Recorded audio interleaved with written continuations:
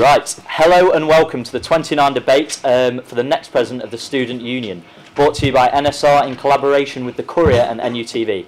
My name is Tom Stone and I'll be your moderator for the evening. Alongside me is Raf Marioni, the current president, as I'm sure you're aware, and he'll be helping me moderate this debate. So structure, candidates will be given 45 seconds for opening statements and then the debate will begin. The debate will last for about an hour and 15 due to the number of candidates going for this role tonight.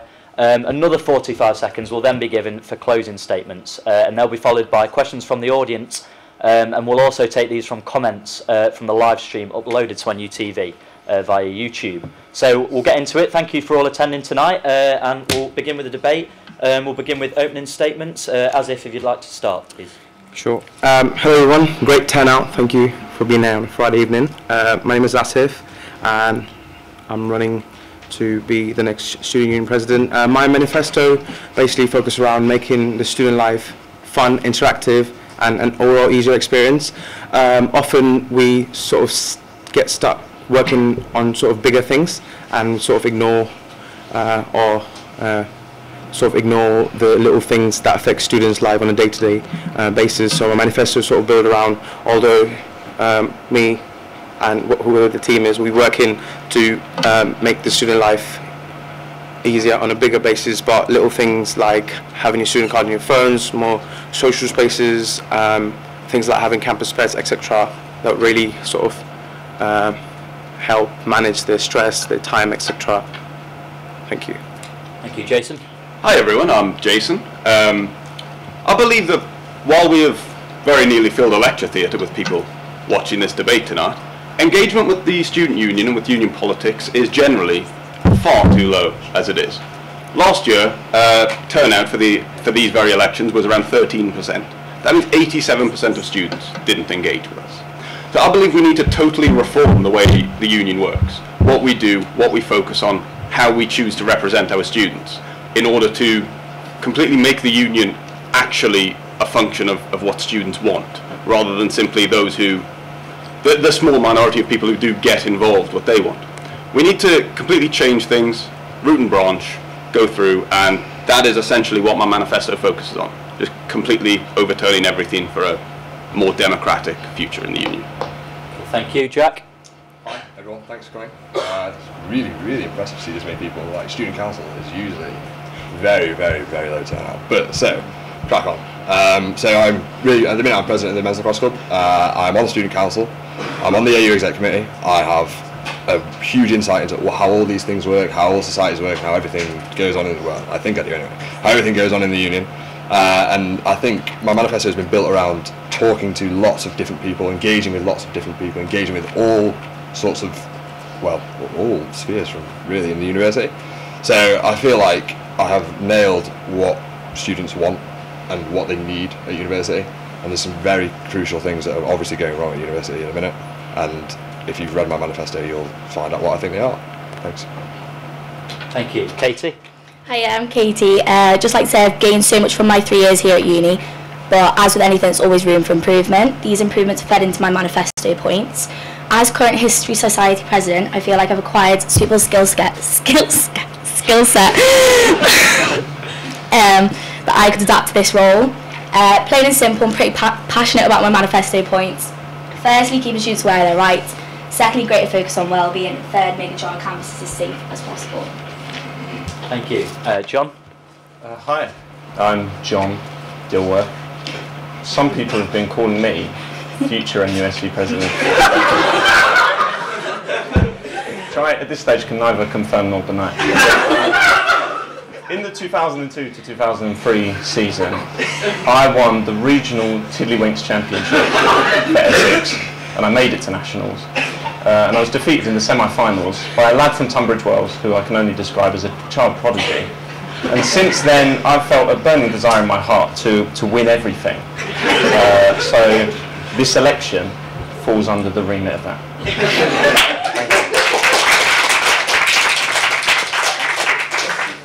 Thank you very much. Chris? Hello everyone. I just want to thank you all for coming today, and thank NSR and NUTV for the stellar job they've done organising these debates. Now, if any of you see my manifesto promises, I focused on 3 main points: mental health, affordability and representation. But with all these points, there's one underlying theme, a theme which I think I've learnt from being president of the Classic Society and as race equality officer. And it's the idea that we as a union should be using the power, influence and potential of every single person in this university, not just with the university, but in the city as well. Mental health, financial worries and true and fair representation do not start and stop on campus. We as students contribute more than £500 million to the economy of Newcastle every single year. And it's about time that we got something back. If you vote for me, I'll build you a union that represents you everywhere you go. So vote Chris Wilkinson. Thank you. Thank you, Chris. Jamie? Hey up, I'm Jamie. I haven't prepared a speech, I'm going to speak from the heart. So, this place is messed the hell up, and it needs to change badly. And the thing is, a lot of promises will be made on this stage tonight, but here's the problem. We don't have enough resources in NUSU. What happens every single year is that there are cutbacks, and what is also happening at the same time is that workers, lecturers and so on are also being cut in their pay, their pensions, etc. This is a problem, and meanwhile, the managers at the top of this scale are getting pay increases of 7% every year. Something has to change. I want to lead a grassroots campaign to do just that. Let's bring more money into our union by campaigning, criticising, dragging them through the mud if we have to. And then, let's reform our democracy so it's radically more democratic so you get to vote how this money is spent. Thank you.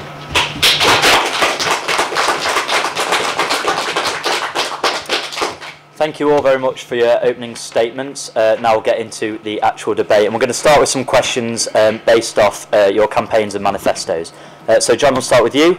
This year the Students' Union has unfortunately had to respond to national media criticism and damning statements from grieving parents on BBC News about the Student Union's underwhelming response to a student death.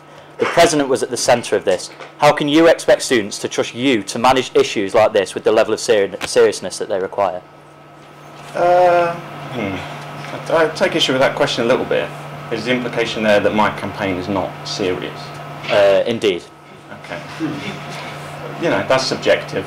I would say just because you do a few jokes doesn't mean you're an actual person with a brain competent at doing the job. And obviously if I were president of the Students' Union and a student died in a tragic circumstance, my response would not be to joke about it, regardless of how I run a campaign. The primary intention of which is to get attention. That's obviously not a rationale that you would carry into every decision you would make as president of the NUSU. So could you explain how you're a serious candidate? Pardon? Could you explain how you're a serious candidate? Yeah. I'm running in the election.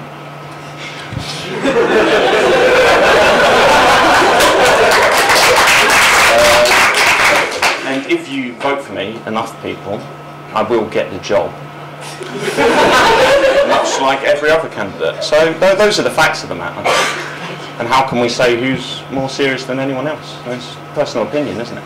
Well, it shows in your policy, doesn't it? And where is it? Where is your policy? It's on the website. What is it, pal? What is it? What are you going to do? And how can you prove it?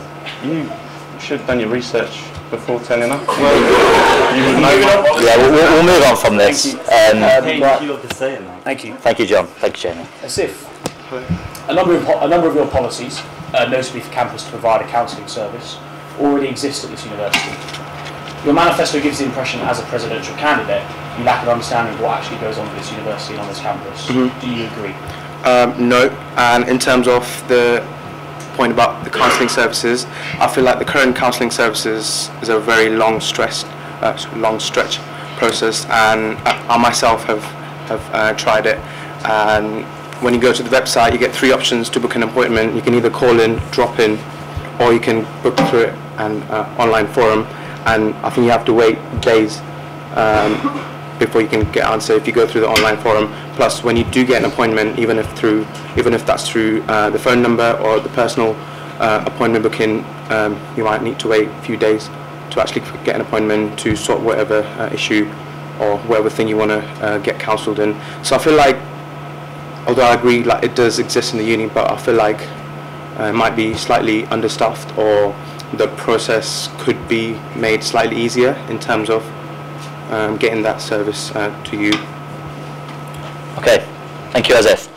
Chris, in your manifesto, you stated that you would push for a 24/7-hour helpline within the university for students suffering from mental health. With systems in place like the NHS and the Samaritans, do you think that it could be dangerous to promote the use of university employees as an emergency service rather than calling 999? I don't think it's massively dangerous. I think there's absolutely huge benefits to having a service which we provided by the university. So, for example, when we do go to university counselling, what we can see is that recommendations made by the counselling service can help you with your studies in the sense that it can be that you can directly correspond with your modules, and things can be a bit more. There could be a bit more communication with things going on. So, with a counselling, with a helpline, I think that could be increased to a 24/7 situation. And yeah, I don't think there's a big risk with that, to be perfectly honest. So would you say that university employees would be better at dealing with students who could be, you know, facing an emergency than 999 or the Samaritans? Well, the thing is that if you go to the NHS, for example, the Samaritans won't give you specific recommendations when it comes to dealing with your degree and the stress of your degree. And the NHS, for example, my personal experience with the NHS is they simply told you to go to counselling services anyway at the university. In fact, they know the number by heart. They write it down on a piece of paper and give it to you. But that's the safest way of doing so, is it not? Going to the NHS first, who then decide where you should go after, rather than doing it from a bottom-up approach, going to the university and then them giving you advice. I think it's probably just easier and simpler to cut out the middleman. The NHS does a wonderful job, but they're overstretched. And the thing is, the university is such a huge institution. I personally think they should be doing more for students who are suffering from mental health problems. Okay, thank you very much. Jack, in your manifesto you call for the introduction of an on-campus drug checking scheme. Last year, 40% of students disagreed with NUSU's current no bin, no search policy. And regarding this, and the fact that there have been numerous hospitalisations this year in student accommodation, why do you think that promoting drug use is appropriate? Well, I don't think I'm promoting drug use at all. I think I'm promoting people are going to use drugs, and if they're going to use drugs, they need to use drugs safely, right? There's no implication. I'd have to condone drugs to say you need to use. Well, I'm condoning drug use, but I don't have to sort of agree with drug use to say here, use it safely. So would you say that if you were to take on this role, that when you work with the local community, the city council and the police, they would agree with your policy of safe drug use? Well, recently, recently the Home Office has actually sanctioned a similar scheme to what I'm suggesting in Bristol. So they've actually agreed that it's the way forward, and they seem to be agreeing with that. So yeah, I think it is 100% the way forward. So I think you've got to be realistic about it. You've got to not bury your head in the sand, because if 40% of people are saying they disagree with drug use, or they disagree with the current policy of safe drug use, like those people, that they need that's a group of people, but they need to be informed about. People need to be informed about what they're taking, and that is the bottom line. Okay, but if you're the president of the student union, you represent the students at this university. If you were to implement this policy, you would be disregarding 40% of the student body. Of students that actually answered that survey? Approximately 50% of students answered that So survey. approximately 50% answered that survey. Okay, approximately 50%. So there's a whole other 50% of people that didn't answer that survey. So I don't think that's representative of student views. But with the basis knowledge that you have, and this is the only study on this, 40% of the student body. So 60% of the student body also.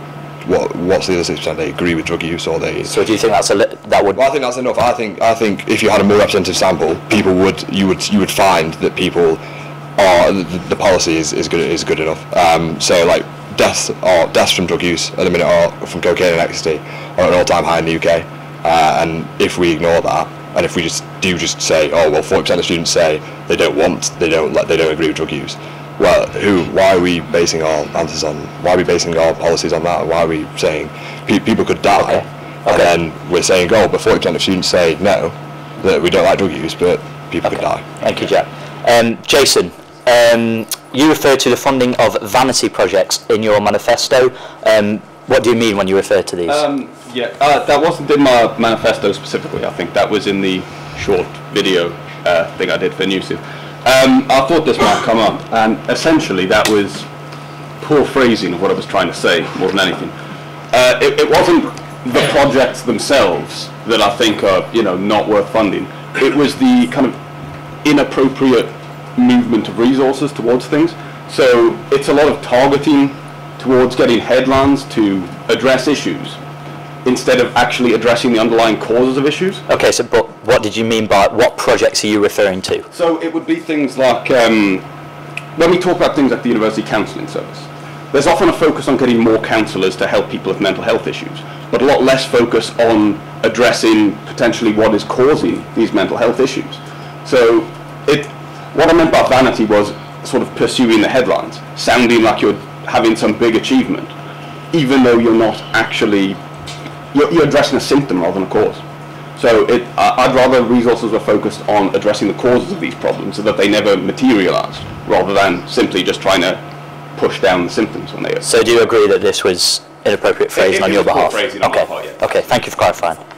And to Jamie, you make it clear that you have a strong affiliation with the UCU, which for those that don't know is a lecturers' union. Do you think that this is appropriate, considering you'd be president of a students' union and not a lecturers' union? We'll let you answer that. It's actually completely appropriate, and I'll explain to you why.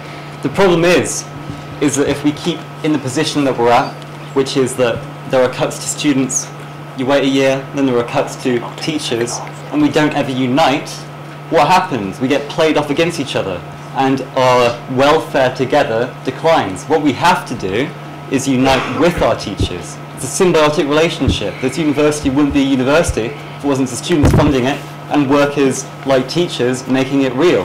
So what we have to do is join with our teachers, with the staff, and work with them to find changes that benefit us together. There's plenty of money to go around in Newcastle University.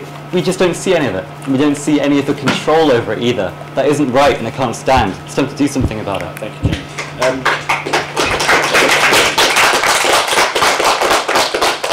Now that's a personal political preference. Do you not think this could alienate and misrepresent large proportions of the student body? I think regardless what you have to do is the right thing. And that's my view. When it comes to politics, it has to be based on morality first. And representation is good, but this is the way forward, and this is what we have to do if we want to improve the situation. There's no other way out. And although some students did oppose the strikes, the thing is, if we did oppose the strikes, it would have undermined them. They would have gone on anyway. They would have continued on anyway. The teachers are going to strike whether or not the students want them to, because they're trying to protect their welfare after 10 years of continuous cuts, their pensions being cut, insecure working conditions, and more demands on their work hours. So they're going to do it regardless. You have to support them. Thank you. Leading on from Jamie, Katie, you suggest that students need to be clued up in the context of strike action. Why do you think that students are misinformed on strike action, and if there were to be another strike, what would you do to rectify this issue? Yeah, so basically I would say that even if the SU are unaware of what is going on, let us know that you don't know what's going on. Students didn't have a clue. We were out of uni for 3 to 4 weeks. All I personally heard about was the discounted food at the Robbo. It's not good enough. I'm paying for this service. Like, do you know what I mean? You need to keep students aware of what is going on, even if you yourself don't know. So in terms of emails, just keep us informed. Okay, there were quite a few emails on the last strike sent out to students, and I personally, and I don't know about the rest of the candidates, but I personally felt informed due to the amount of emails that were being sent in quite the long run up before the strike happened. So given this information, why do you still think that students are misinformed? I think emails, but in terms of a lot of people felt like their money was wasted, so informing us where that money's been redirected. Just an email at the end of it being this is what we're doing with that money, you've lost out on a month of uni, this is what we're doing about it. Clued up in terms of let us know what's going on is what I meant. Okay, and you said, I asked you towards the end, what would you do to rectify this issue? Yeah, make sure that them emails are going out, obviously. Okay, but how? Just more emails? So talking with them, seeing what's going on, how we can make this better. Use Facebook as a platform. I know Ronnie did a video about it and stuff, but I need more push it. We're completely uninformed. Our lecturers didn't know what was going on. to use that as a better platform, use posters in the Robbo, that sort of thing. Okay, thank you, Katie. We'll go on to more general questions now that will be given to all of you. And on that same context, we'll go on to the context of strikes. So in the event of another strike, what are the most important issues that students face, and what would you do to tackle these problems? So Jason, we'll start with you. Well, I think the lecturer strikes generally were quite inappropriate. I was totally opposed to them myself. We missed around a third of a semester of university because of a dispute between two bodies that had nothing to do with students. It was between the UCU and the university. This wasn't our fault, yet we were the ones having to pay for it. And what did we get in return? My graduation robes are free, so 50 quid. Realistically, that's ridiculous. The students' union needs to fight the corner of students. Because when this strike is happening, and if another one happens, that is us taking a hit because of two other bodies being unable to come to an agreement. So, quite what the students' union could do to stop it happening, I don't know. But I think it is very important that the students' union makes it clear that this is hitting students unnecessarily, and that it's not an acceptable way for the university and the lecturers themselves to be treating their students. Well, Jason, you're partially right, but mostly you're completely wrong. I mean, for example...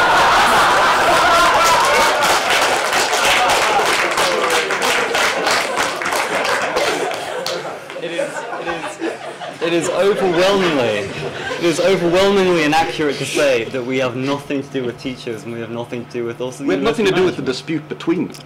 Of course there was a dispute between them. Yeah, and that's nothing to do with us. But hang on. It has everything to do with you, because your teachers need to actually be alive and have enough to eat if they want to teach you, right? Their welfare matters to you because you matter to them.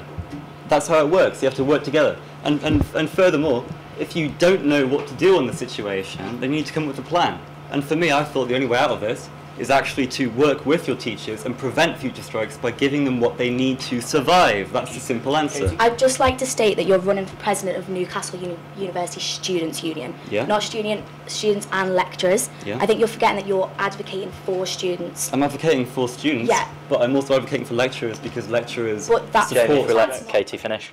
Sure. Oh, let me finish. Yeah.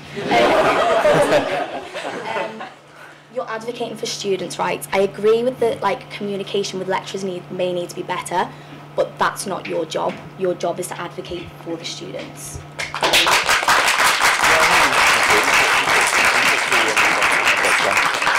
Hang on, I need to respond to that. Because as I was talking about, these strikes are going to continue whether we like them or not. If you keep cutting someone's pay, they have to strike. It's their only defence.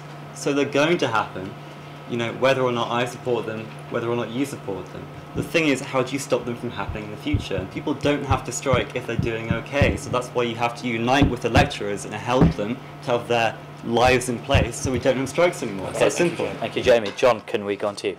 Sure. Look, I'm not going to pretend I don't like strikes. It's a day off, isn't it? Which we all need from time to time and arguably don't get enough of. They pop up. What are you going to do? Some days it rains, some days... thank you, John.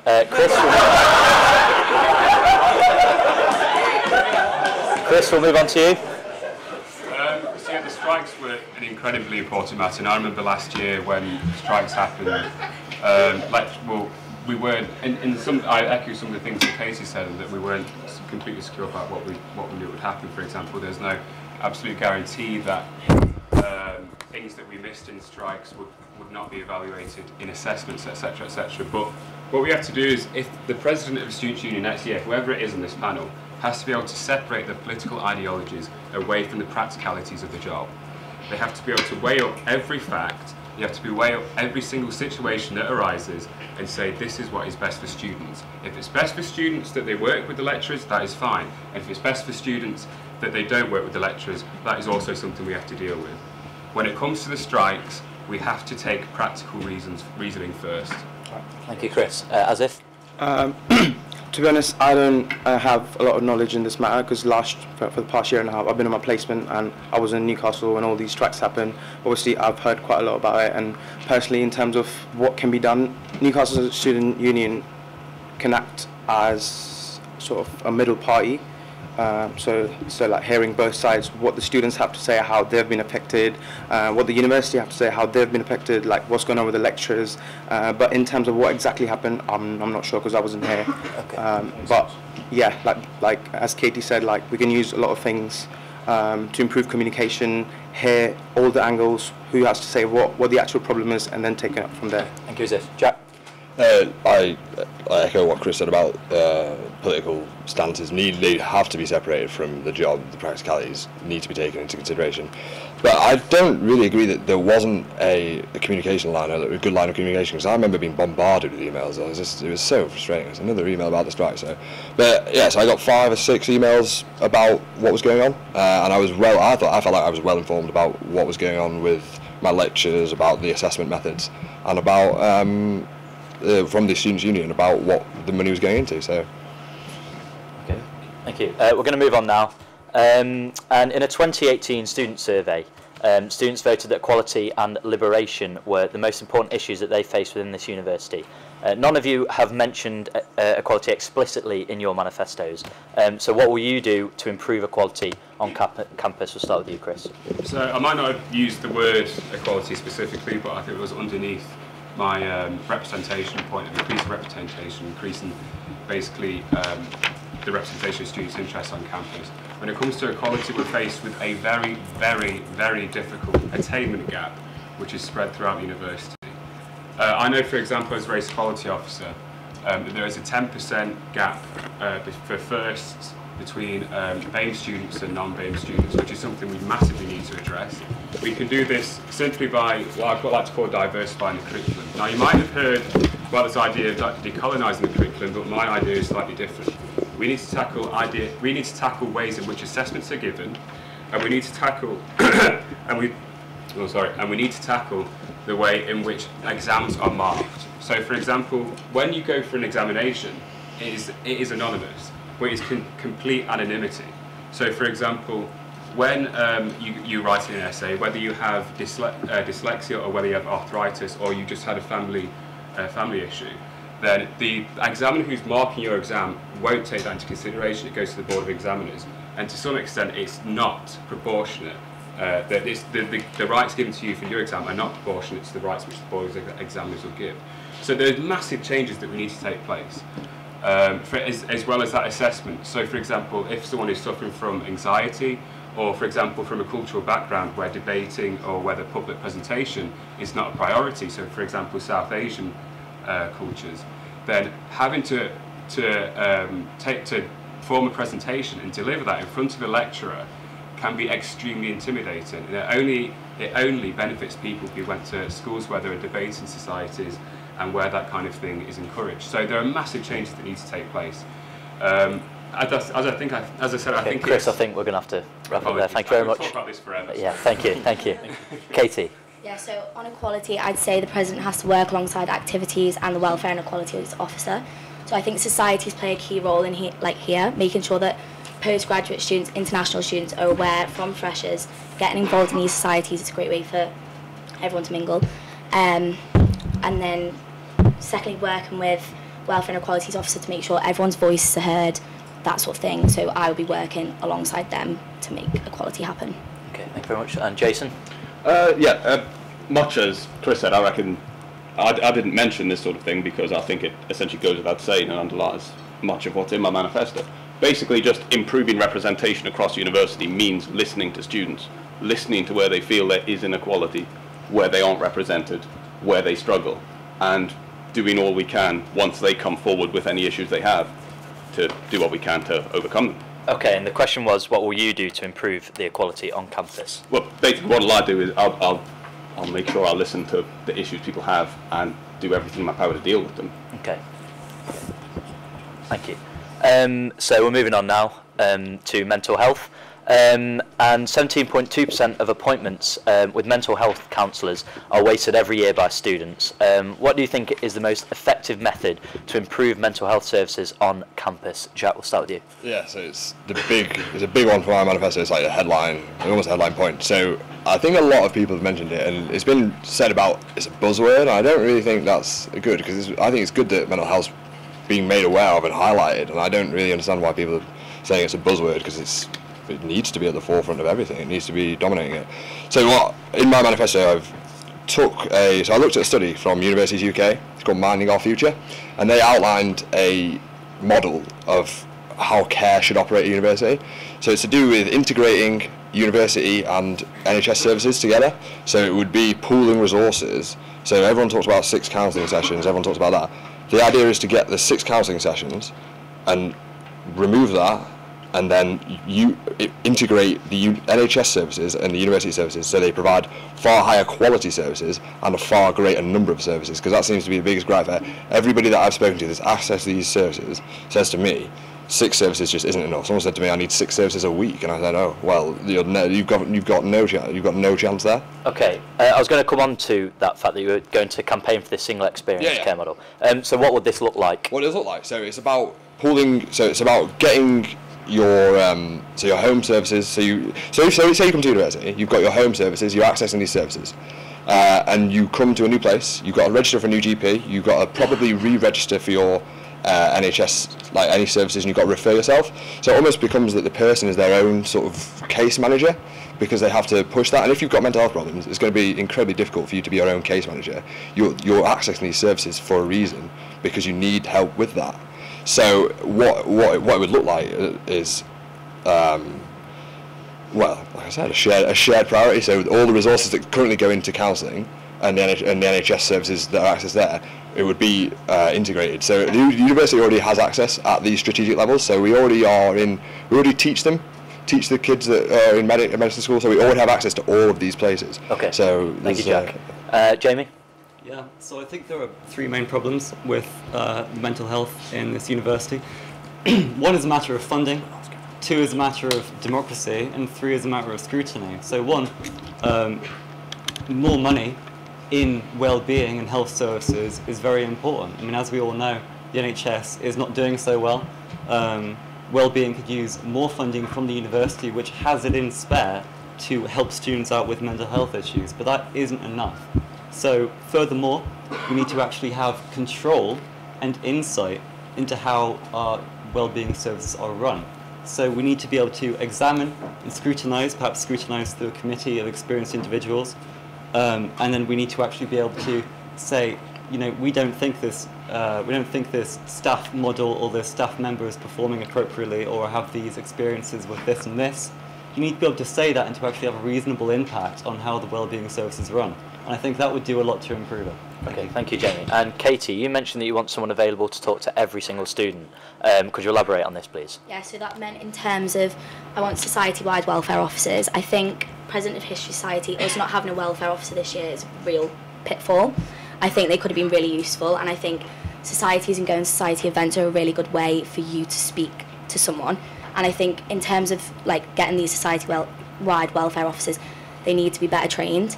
I think there needs to be more training with charities such as Mind and charities like that, so that they've got a broader range. It's not just sitting through a PowerPoint or, you know, something like that. I think that is key here, because supply is never going to meet demand in terms of counselling services. Thank you. Chris, you stated that the services at this university were understaffed and overstretched. So could you elaborate on that, please? Yes, I can't help but slightly disagree with Jack and agree with Jamie. I personally don't feel that greater integration with the NHS would help, since the NHS is so massively overstretched as it is anyway. Anyone who goes to the medical services in Jesmond will know this. The waiting times are huge, and what you'll get a prescription of Prozac and then just sent on the way like I did. What we need to do is we need to use an institution which is accountable to us, so the university. So we need to make university pour money into mental health instead of relying on an NHS which is overstretched.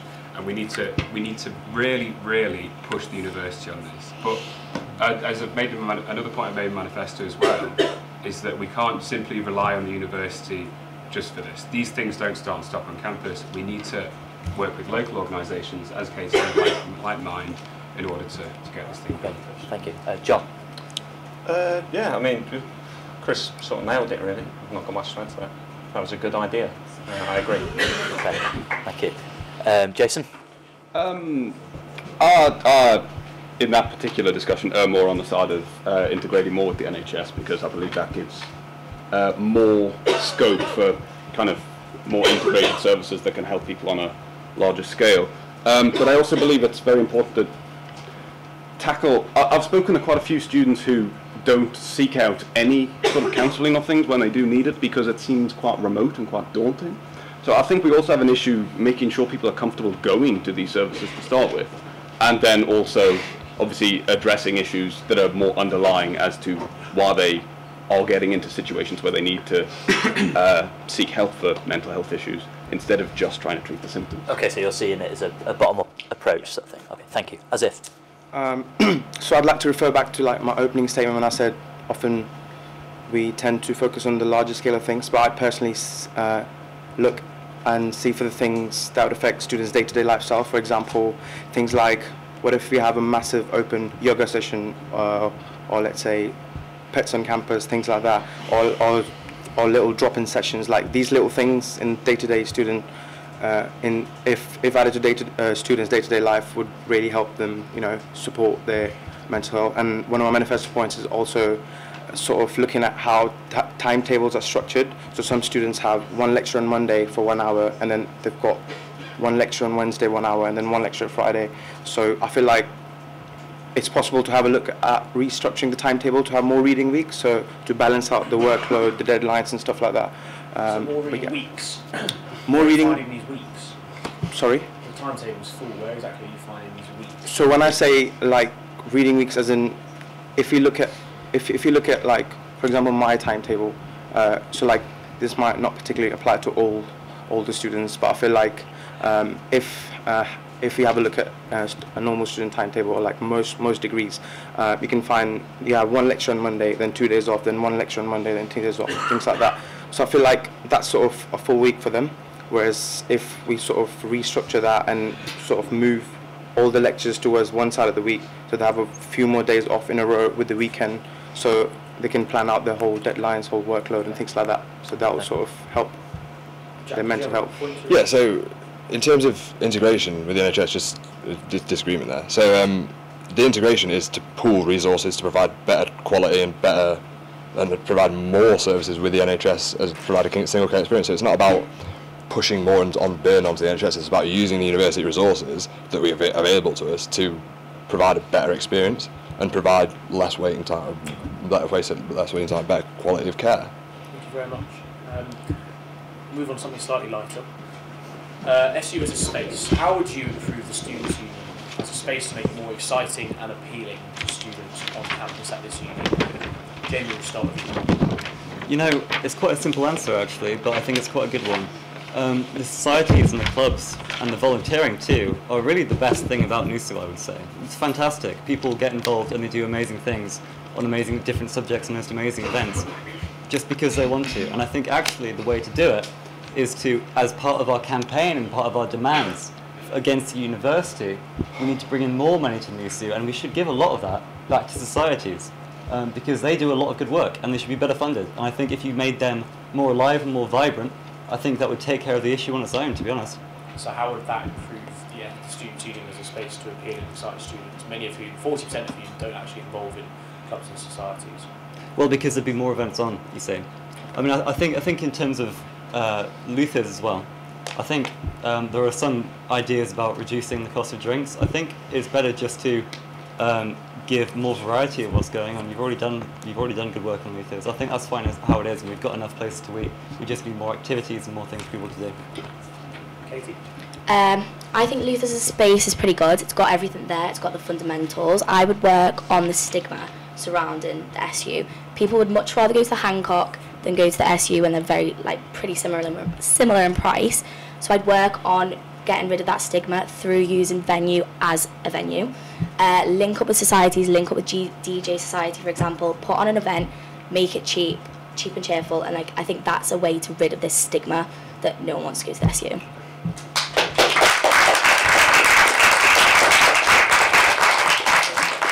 Jason? Well, one of my big policies in my manifesto is reducing the price of drinks in Luthers, because I think as it stands, Basically, they're a little bit, well, they're roughly the same price as drinks are in Wetherspoons, maybe slightly more expensive, depends what you're drinking. Wetherspoons is about a minute away, and you can get table service, and it's bigger, and it's got a better atmosphere. So why would anyone be drinking in Luther's? It's just not a very good space. In fact, it's falling in the amount it's generating in revenue every year. Okay. It's not somewhere people really associate. So if you bring the price of drinks down, people will go there because students are going to drink. So, I mean, one, this leaves more money in their pockets when they do, and two, it brings them into the building. And once they're in the building, they see posters, they speak to other students, they get involved in other things going on in the Students' Union, and it improves interaction with the union as a whole from just the average student who's going out for a pint. So this year, from September onwards, every single month, there was particular pints that were less than £2, ranging from £1.20 to £1.75. You want to reduce the price of drinks. First of all, to what level? And secondly, by reducing them even further, are you promoting dangerous binge drinking? No, I'd say I couldn't give you a precise level on what I'd reduce it down to, but This is a big part of the manifesto. yes, it is. But I'd have to look at the actual financing of what's generated, what costs are. So I couldn't tell you that because I don't know the kind of balance sheet of Luther's. But I'd model this on, say, Durham University college bars. I'm from Durham myself, so I know them well. They are notoriously cheap places to drink. Basically, you can get a pint for about £1.20. This doesn't promote dangerous drinking because students drink a lot. It happens. What this does is it means that when they are drinking, they are spending a third as much as they would be before. So they still have money in their pockets. They can go out and afford to do whatever else they want to do to live their lives as they see fit. Because realistically, students aren't budgeting, I want to spend this much on drinking. They're saying, I want this many drinks, and finding that money in their budgets as it stands. Thank you. Jack, similar question. How would you improve the How do you students' as a space? So physical space. As a space with events, just Okay, to so excite students. So the SU venue is notoriously just underused, no one goes there really. So I've seen there's other models elsewhere, other universities. So Sheffield in particular has a incredibly good student night on a Tuesday, and that is very well attended. So it's about talking to events companies and talking to students about what events they want on a Tuesday or whatever day. It doesn't have to be a Tuesday, but it's about talking to events companies and getting that good event to come to the. Speak up. Is the microphone on? Oh, sorry. You want me to shout for you? Yeah, no, I'll shout for you. So it's about talking to events companies and making them put events on at the SU and providing good sort of good events that students want to go to. And I also saw an interesting idea about an app. So about integrating sort of a loyalty point or loyalty scheme app to get people into. So we already have the app that exists. Why not get a loyalty scheme going with the SU for free drinks or free food or whatever it is? So there's potential there to develop the app in a better way. Have you heard of Student Perks? No, I have seen the Student Perks, but loyalty scheme. yeah, well I've seen it, but I haven't even looked at it. So but there you go. Isn't that on you rather than? Yeah, no, of course it is. Of course it is. Okay. Asif, in this question, how would you improve the building? Yeah, so like I've got a whole section of making student union fun in my manifesto, which is slightly away from all the Luthers and all the drinking, all the price. Like I've got things like, again, little things day to day, things like free hobbies workshops. So if someone's into photography, someone's into cooking, someone's into painting, stuff like that, we can hold free workshop. But like the issue I have with that though is aren't there societies who already do that kind of thing? Yeah, but you have to be in a society for do that. Yeah, but as Raf said, 40% of the people are not even in a society, so for them they'd feel like, oh, I have to pay £5. People aren't going to take part in your activities then? Sorry, what's that? Sure, that means that amount of people aren't going to take part in your activities. Yeah, but like, so all these activities that are being held are by societies, and you have to be a member of society to take part in it. So if we hold these workshops or these little classes just like from Student Union, open to everyone, or the first whatever amount of people to sign up, and things like we can use the venue to sort of do movie screenings. So like anyone's welcome. Bring your blankets, bring your whatever, and so adding bean bags, pool tables, sort of table tennis, these little things, they would help make Student Union a bit more of a hangout spot rather than a stop. So like people just sit down between lectures and then go, but things like these would actually make students want to hang out after lectures, like the evenings and stuff. Thank you very much. So we're going to move on to affordability, which most of you mention in your manifestos. So my question to you is, what are the most constraining costs that are of the detriment to student living and affordability? Katie, I know you mentioned unlimited print credits, so I'll let you start. Yeah, a bit idealistic on hindsight.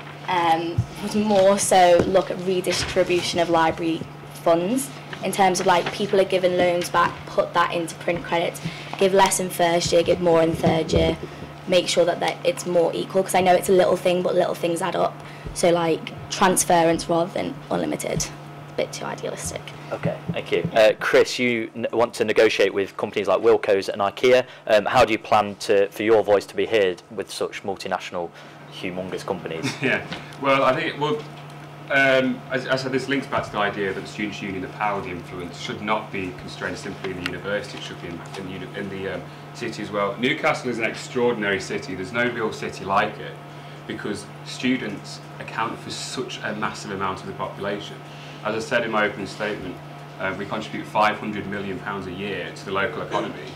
When it comes to student housing, the national average is 1 in 196 for student houses. It's 1 in 15 in Newcastle. I think by working alongside other students' unions such as Northumbria, I've already contacted the president of Northumbria. He says he's very happy to work with me in this. We can definitely negotiate a deal which is much better for students in the city, so that they can afford everyday basic essentials instead of just food discounts in places like Alchemist, which you can't afford to go to even with a discount. Thank you. John? Can I go back to the print credits for a second? Of course. Raf, I believe you were looking into transferable print credits. How's that going? I'm moderating this debate. You answer my questions first. Okay, that's fair. It's just I'm not sure whether I'd be able to do it as president. What do you plan to do next term? Probably end up emailing the CEO of the printing company to get those printer credit transfers. So I was just wondering if you did email them and whether it was possible. I don't want to commit to it if it's a no. Are you going to answer the question or not? Are you going to avoid the fact that students have financial problems, or are you going to answer the question? I was just asking for some clarification. I'm moderating today. It's been a busy. So sorry, John, could you answer the question? Yeah, what are the most constraining costs that are of the detriment to student living and affordability? Please, could you answer the question? Yeah, everything. It's an issue every year. Everyone mentions it. How much? Okay. So you're running as president for the student union. Correct. What are you going to do to the costs that are constraining to the detriment of the student lives? Realistically, I don't think you can say you can just print stuff for free. No, but I'm not. We're not referring to. There's not much I can do. Okay, thank you. So not much. Thank you. Okay, we'll move on to representation now, which again many of you mentioned in your manifestos. A recent survey has suggested that over 30% of students feel that student union campaigns are not led on their behalf. So what do you think needs to be done better to represent the wider student body? Chris, we'll start with you. Well, one of the big parts of my campaign is that we need a fundamental reform of Student Council. The level of representation in the Student Council is grossly inadequate. It's absolutely terrible. I mean, how many of you here, and especially people who are watching this on the camera, how many knew that Ecosia very nearly became the default search engine for all computers in the Students' Union? You're going to break my heart, Chris. Sorry. How many of you knew that a campaign was run to rejoin the NUS, which would fundamentally have changed the way that we think of the Students' Union? So we need to really address this as an issue. One of the things I want to do is slightly long term. I wonder whether I can achieve it in my term, which is basically to reform Student Council into a Student Senate, so that it's cross-campus elections for every single seat.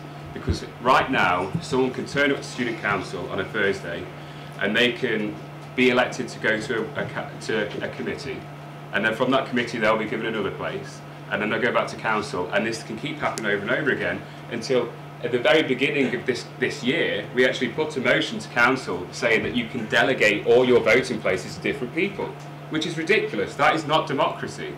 So when it comes to getting real representation, we need to engage students on campus, by having a cross-campus election, so that real policies which real people, real students care about, and I think that could solve the issue. Okay, thank you, Chris. And you're obviously very supportive of NUSU, Jamie, and the council. So what is your response to that? I can't tell if that was sarcastic.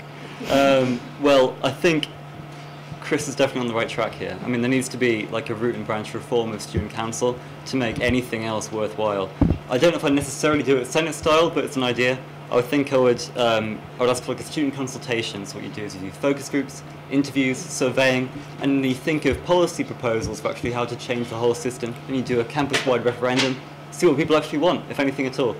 I think that would be the way to really reform this place. And also, it would give us more democratic legitimacy if we really are to bring a campaign to bring more funding to NUSU, which is very, very important. Okay, thank you. We'll come on to that in a bit. Katie? Yeah, I know very little about the student council. I've had nothing to do with it.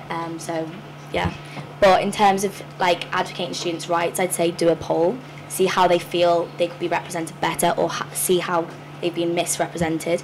If they care enough about their representation, they'll fill out a survey. I think that's the closest way that we can get to hearing how they feel.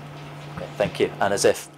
Same as Katie, not involved with the council whatsoever, but I feel like we could tap into groups that sort of we don't. For example, student halls, society, sports team, as to get their opinion, what they think, what this group from medic school think, what this group from business school thinks, sort of like getting everyone's feedback and sort of tapping into all the groups possible that we usually wouldn't ask apart from like social media and stuff.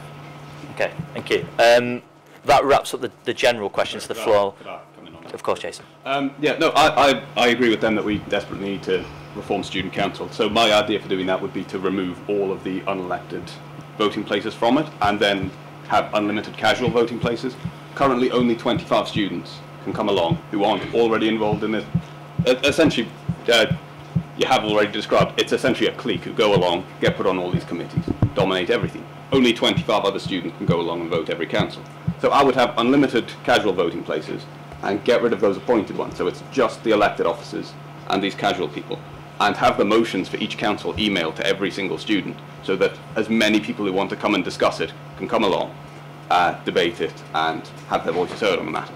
I mean, if you're going to do that, you need to do it by like direct digital democracy, really, because there's not enough room for unlimited casual places in the council room, and there is often a problem with this. Just move it into a different room. It's not an exceptionally the room won't be difficult big thing enough, to do. man, if you want to get everyone involved. Have you seen the size of it? Is it not enough horrendous room. size? It's far too particular. Right, thank you very much. Thank you. We'll move on to the manifestos now and particular policies within those.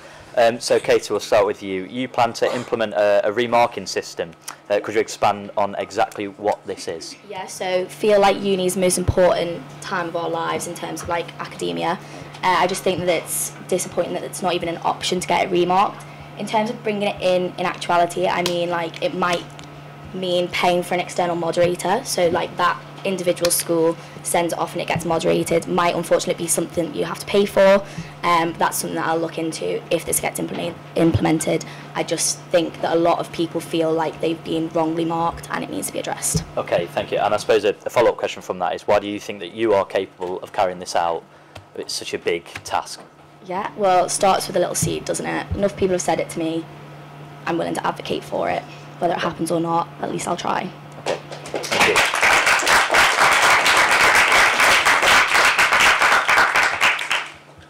Going on to your manifesto, you promise free porridge, Yep. a swimming pool, free tea and fruits, free group fitness boot camps, free training sessions, free group yoga sessions, free aerobic sessions, and a free private transport service for Yep. students. These are all in your manifesto, Yep. which people are going to read and vote for you on. Yeah. Who's paying for this and how much is it going to cost? I feel like everything that's on my manifesto are the things that I would work towards if I do get elected president. And I also feel like, as you know, like everything that's in the manifesto might not be possible in that 1 year of your time. So you're just kicking off those things and basically kicking off the process. In terms of particularly the free transport, when I was in my first year of university, I remember student union having a minibus that used to drop students from outside the library and student union to Jesmond, Heaton and Sandyford. So I feel like something that could come along. In terms of free porridge and free yoga, I feel like this could help students' mental health as well as physical health, because when students wake up for the 9 a.m. or half 9 or 10 a.m. classes, you sort of tend to wake up 30 or 20 minutes before your class, and you just sort of run away, and that's all your day gone. Thank you, Azif. But I feel like you're avoiding the question here, because obviously everybody would like free everything. Yeah. They're all nice. I don't doubt the fact that people would enjoy these policies. But the question that Raf asked you is, who is paying for this? Where's the money coming from? I've no idea about the finances, because I've never been involved with the student union. And but if you're running for student union president and you don't know, so if I do become become student union president, I would look at the budget, where the finances are, where the money has been put, where can it be shifted from towards things like that would make students' day-to-day life. Okay. Yeah. Do you feel as a campaign technique you've overpromised the students of this university that will vote for you? Because coming back to my first point, everything I promised are the things I would work towards, and they might not be possible within a year. We might not have budget this financial year, the next student financial year, but I would love to kick off all these things for it to become available for the next year or the year after that. Thank you, Azif. I can tell you right now that some of those are good ideas, honestly are. But we don't have that money in NUSU. Yeah, so we need a strategy to get it. And this is why I keep talking about this grassroots campaign. The university does have the money. Yeah. We don't. I'm going to move on to you. Yeah. Let's talk money. You say that the Students' Union should demand more money from the university. Absolutely. Given the power to allocate funds. Less than 50 people turn up to student council. Yeah, absolutely. Why do you think this is the most appropriate form to decide where the allocation of mass funds go? Because it has to be democratic at the end of the day. It's not legitimate. I mean, ideally, what you have is a reformed democracy, which is both practical and also fair. However, if for some reason that doesn't work out and we can only get the money, that's still a big improvement over what we currently have. Those are kind of joint policies, but they still function individually. Ultimately, it's very important though, because you see a lot of good ideas genuinely that come up in presidential races and other sabbatical races every year. But a lot of them just don't happen because there just isn't the money for it. Well, there should be. There should be, because the money does exist. It's just controlled by the wrong people. It should be controlled by us, the student body. So in the last 8 years, NUSU has received 56% more money from the university. That's good. It's quite difficult to convince the university to be doing this. We haven't told them that, so I hope they're not listening. But why do you think that you'll be able to convince the university to give you even more money than they already give? Basically because we drag their business and their image through the mud until they do. This is what it's all about. This is what a union is about. You have to attack the image of the person big and in charge. You need to galvanize the student base and bring them together into an actual campaign. And you need to make it, you need to have that leverage. And then in any negotiations, you have to have that leverage. And you need to go to the university and say, now look, we can make this problem go away. Just give us some money. So that's the idea. It's not blackmail. It's just doing the right thing. You're dragging their image through the mud. That's not really the way. I mean, it's a fair way to do it. It's how every union works. It's just union politics, and it's for the right thing in the end. Sorry, Jamie. I'd rather do it peacefully and nicely if I could, but that's just not how it works. You speak leverage, but if you've only got less than 50 people that turn up to student council, what leverage is behind you to negotiate this? I think actually what you'll find is, and I've seen a lot of this, there are people who do want to be involved in NUSU, or student politics in general is very important to them, or just politics is important to them, but the stakes just aren't there. And furthermore, a lot of people just feel alienated from student council. It's just not for everyone. Chris was talking earlier about like debating and so on. Well, council is a bit of a debating house, and it has this sort of vibe to it that a lot of people really don't like, me included, to be honest. And I think it alienates a lot of people. And I think there's more people out there that you can really bring in. Thank you, Jamie. We'll move on. Chris, you want to work with the AU officer to negotiate widened gym opening hours and decreased membership. So I suppose we're very much affordability heavy here. But again, what will you do differently to previous years to ensure that this is a success? Well, the widened gym opening hours, that was just I mean, I am serious about that, but I'm really serious about Saturday and Sunday, because to be fair, they are very good on the weekday. Personally, I go to Pure Gym, so you can throw rocks at me, whatever you want.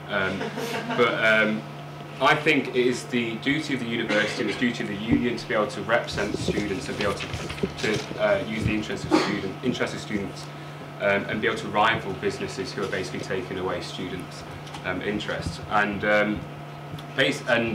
the idea of decreasing membership is something that is come up not just here but in the AU officers' debates. So I think that it'll be. I think they're more than ready to decrease those membership fees. Personally, As president of the Classic Society, I was considering playing football for the Classic Society intramural team, even though I'm shit at football and but it was too expensive, so I just didn't do it. It just puts people off. I think we can change it. Okay, so in relation to previous years and how they have tried to deal with it, because it isn't a new policy, you know, previous presidents have attempted this, and previous AU officers have unsuccessfully negotiated things like this. So what will you do differently to the previous years? To be perfectly honest, I don't know massively how they went about approaching. I've never really spoken to the AU officer in this detail about this specific issue. I'm sure there will be a new approach which we can use. There always is. Yeah. Okay. Thank you, Jack. I know you also want to reduce the silver membership fee. Yeah. So would you differ from Chris in how you go about this? So I sit on the AU exec committee. So right now there's a review going on within the university about how sport is managed and how sport is done, and it is very, very poorly managed. It's poor in terms of intramural. In terms of performance sport, it is really, really bad. The fees that we're charged, so what is it, £65 for silver membership? £6.90, I think. So £189 for a gold. Nice. £189 for a gold membership. It's exorbitant. You're asking people to pay membership of their society or club or whatever it is, and on top of that, you're asking them to do to pay for the gym membership. So you asked the question about what I would do differently to other years. So last year I submitted a freedom of information request about how much the university profits from these sort of things, and actually the gym membership only generates around £275,000. The silver gym membership charged to sports teams and members of sports clubs generates about £275,000, and to be honest with you, that's a tiny amount of money in terms of the amount of money that the university's made profit wise. So the university makes £25 million profit. Well, it did a year ago, and there is money there to be taken away, and that is where that money would come from. Thank you. Sorry, we're going to have to move on for time. Jason, we'll come to you next. In your manifesto, again, you referred to I think you've also referred to them tonight, the student union clique's echo chamber. What do you mean by this? What I mean is that there's a very small group of people who dominate all the kind of political and representation side of the students' union. It's if you go to student council, it is the same people you'll see. It is the same small group of people who end up on all the little committees in the students' union. It is the same people who get all those guaranteed voting places, who then vote on decisions for all students, and they really don't represent all students. They come from a very small base. Okay. So. As a follow-up question, Jason, do you not agree that this language could alienate the students that care most about this university's student union, and are more likely to vote in the upcoming elections? But, as I said in my opening, only 13% of students voted in the elections last year. So if I alienate part of 13% and engage more of the 87%, I frankly think that's worthwhile. I suppose, but the question is again that these people care more about arguably care more about the student union than anyone else. So are these not... Part of the reason they care more about the students' union is because they're in that group and they have those interests and they feel represented. The reason the others aren't interested is because they don't feel represented. So, yeah, perhaps you have to weigh up one side's got to lose out, but, you know, we need to increase representation of that other 87%. So you're almost saying in order to increase representation, you're happy to alienate this proportion of people? I'm happy to alienate the overrepresented to an extent, yeah. Okay, thank you. Jack? The government have stated they will provide free menstrual products to all English secondary schools. They announced it this weekend. How would you convince this union to fund their own scheme when there may be the potential that this government scheme will be introduced into universities in the near future anyway? So I know you've done a lot of work on this, and I think you've done a review of it. I think you're about to you're about to release that or whatever you're doing. So Jack, can we ask you? Sorry, he's done a review of it, and he's done a very good job of his review.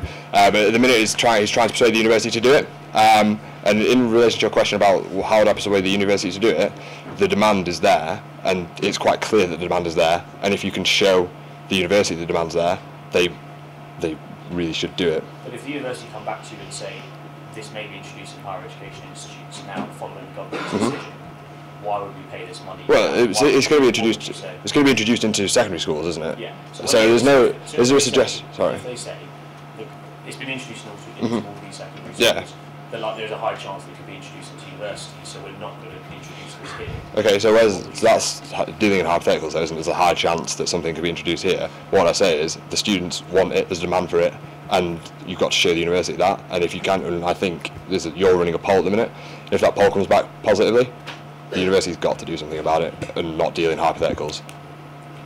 The poll's on the NUSU website, by the way. John, we'll come to you next. In Jesmond and Heaton, 20% of crime statistics are related to violence and sexual offences. You joke about fondle-free Wednesdays in your manifesto. Why do you think this is appropriate? And as a follow-up question, how are you going to ensure that students' study and living environments are harassment-free zones?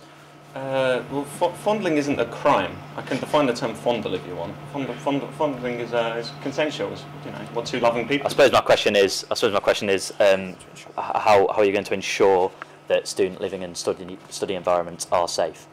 Well, it's about awareness. Fondle-free Wednesday is about awareness. We say, hey, be aware of STDs. Maybe knock it on the head for a day. Am I going to assume the students basically the same? You're saying in Jesmond and Heaton. So not in student environments where they work and study. Sure. I have jurisdiction over those areas. I can't really. You do. I mean, you represent 26,000. You'd be representing 26,000 students. So you have leverage over councillors and the city council. You have some form of power. Yeah. And so how would you? What is one of your methods of ensuring student safety in these areas? Yeah, raise awareness. Make sure students are informed. Different things they can go, measures they can do. Maybe don't be about on the streets by yourself late at night. Let them know when they may be at risk potentially. Let them know. I don't think that's quite appropriate, because I think if you want to encourage people to be out. I didn't mean to say that the onus is on students. I'm just saying, what else can you do other than make them aware of when they may be at risk? What else you can do? Okay. Katie, you mentioned in your policy about tackling this issue. Could you elaborate on it? Yeah, so I want to bring about a sexual assault clinic in the SU.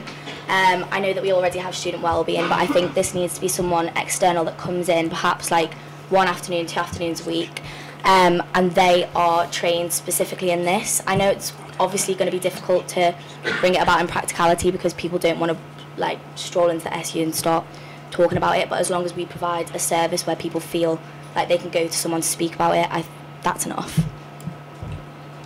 We're going to move on to some higher education issues now.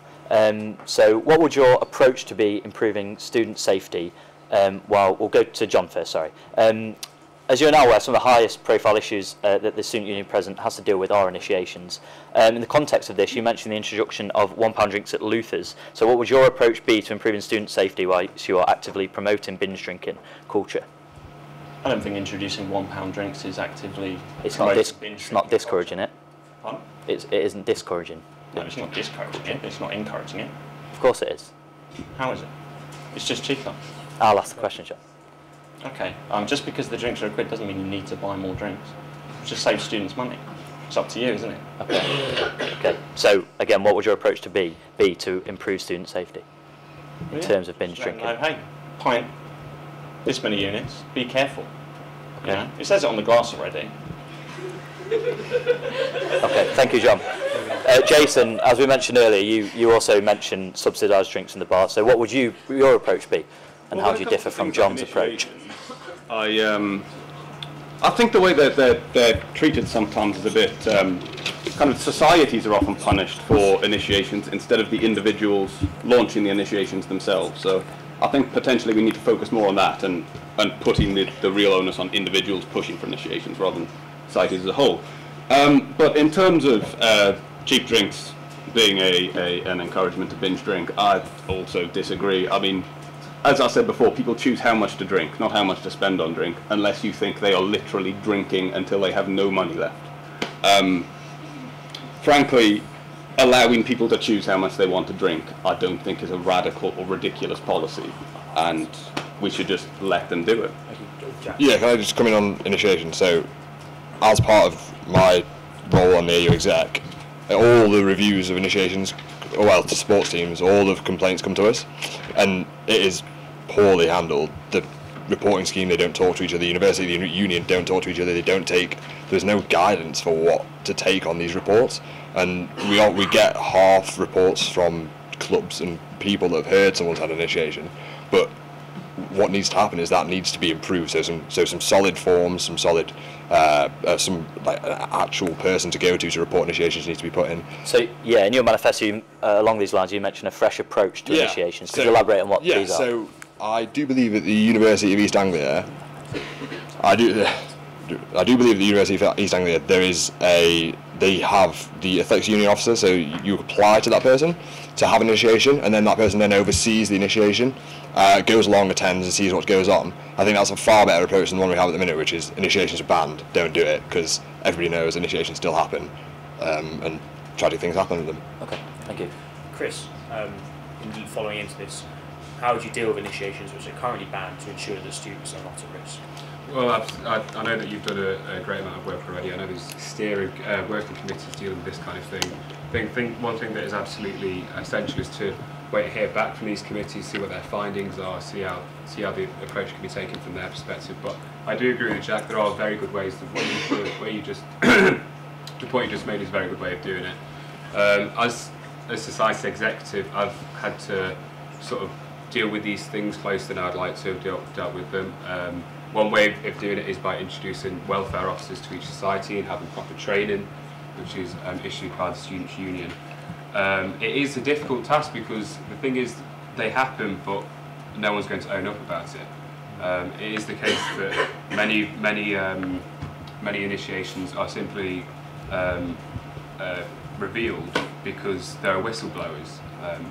So one thing that has to be absolutely necessary is, I know it is basically just ensuring that whistleblowers get sort of real credit for the things that they bring forward, and basically to try and stop this happening because no one knows where they are. Jamie?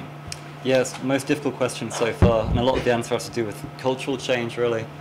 Some good points already raised, but what you can do to hopefully promote a more measured culture, let's say, is we could maybe further empower specific societies like the Sober Social Society, maybe give them extra funding, maybe give them a bit more extra coverage to sort of say, you know, drinking isn't your only option, see what they're doing. I think the welfare officers that we now have are a really good idea too.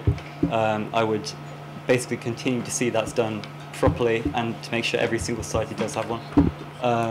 In addition to that, make sure that from the very start of university, it's not all just drinking, and the improvements made on freshers will be good with them. As if? Yeah, so in terms of safety, I feel like communication is important. So you need to ask students like when and how is when you feel unsafe. Is it on public transport? Is it when you're walking home? Is it the like a lack of the street lamps and things like that?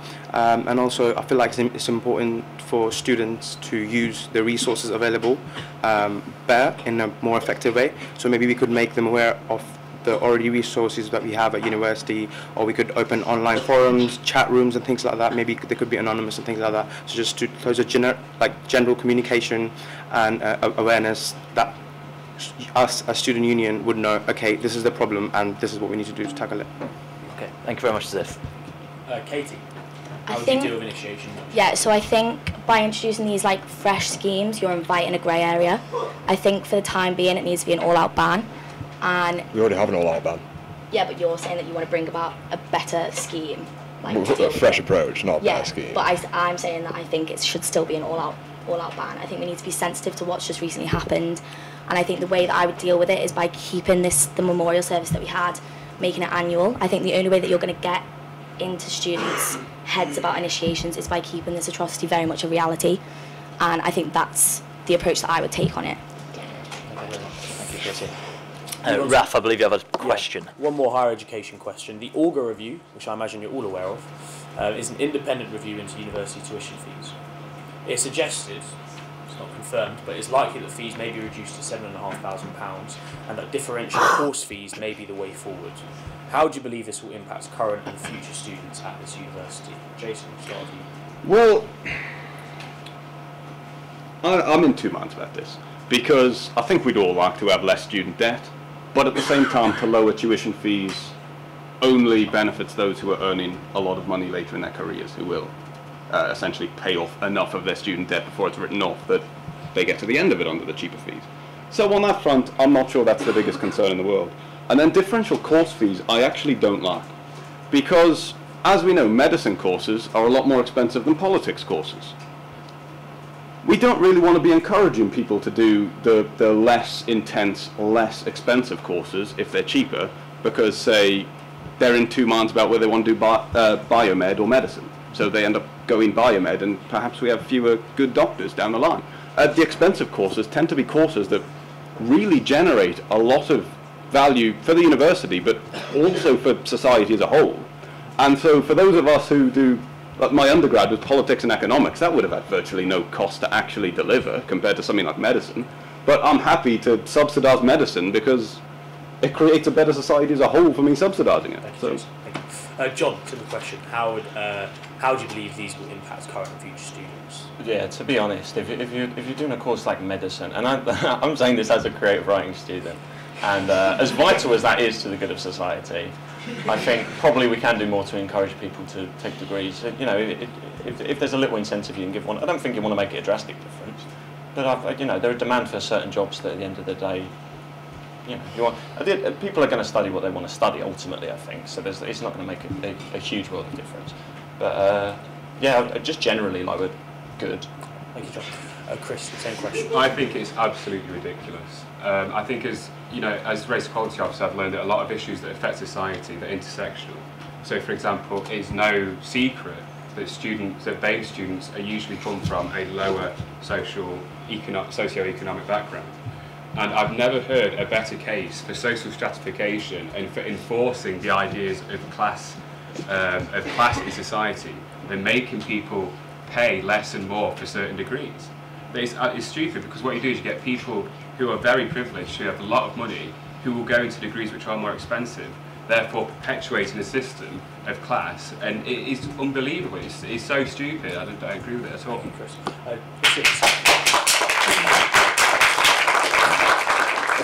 Same question. How do you believe the potential reduction of fees and differential course fees could impact current and future students? I think there are two things to your question. Firstly, like, reducing the fee overall is great to 7.5 grand or whatever the figure was. But I do agree with Chris. I feel like it's difficult to decide which course gets how much priority in terms of how much price they could get reduced. Which, although it could say, oh, let's reduce the medic fee because they contribute more to society, but actually we need to look at in terms of the future students and their choices, because then we might see a huge increase of like students doing medic and, for example, less students doing business. But as I said, it's so difficult to sort of like decide in terms of who gets what priority in the price reduction. Yeah, it should never be a choice between coming to university to do whatever you want to do and your funds that you've got. It should always be you do what you want to do and you feasibly can do as with your abilities. So I agree. Sorry, Jack, could you speak up? Sorry, should I forget? I keep forgetting about this microphone business. Yeah, it should never be a decision between your economic status and how much you've and what degree you do. It should never be, and it's just a ridiculous idea. We debated it at council, and I think it was just unanimously thrown out of the window, and it's just not a good idea. Jamie. Yeah, I mean, Chris is right. If it does happen, the price will be further social stratification. But let's not also lose sight of the view that education should be a human right, and it's also a public good. We shouldn't have to pay to come to university in the first place. There is enough money in this country to go around, and there's enough money to give everyone of any age a university education if they want one. It's ridiculous we're even in this position. We as a university and as a union should be constantly campaigning for free education. We need to expand education and get more people learning, not reduce that number, or divide the people who are. Katie. I'll just reiterate what everyone said. I agree with the points. Like, it's going to affect the job market.